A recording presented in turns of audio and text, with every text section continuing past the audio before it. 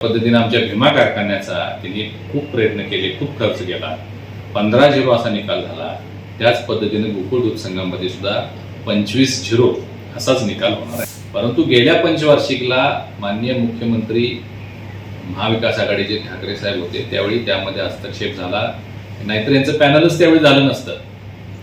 मोठ्या प्रमाणात या सगळ्या नेत्यांना एकत्रित करण्याचं काम त्यांच्या खेळीनंच ते झालेलं होतं. आणि आता जर ते म्हणजे ठीक आहे, त्यांनी आता लोकशाहीमध्ये निवडणूक लढवण्याचा अधिकार त्यांना आहे, त्यांनी पॅनलची घोषणा केली, ती नेहमीची पद्धत आहे त्यांची, ते करू देत. परंतु मी आपल्याला एवढंच सांगेन की त्यांचा 4 वर्षाचा कारभार या सगळ्या दूध संस्थांनी बघितलेला आहे. त्यांचा महापालिकेतला कारभार 15 वर्ष कोल्हापूरकरांनी बघितला, म्हणून कोल्हापूरमध्ये सत्तांतर झालं आणि आता महायुतीची सत्ता आमची आलेली आहे.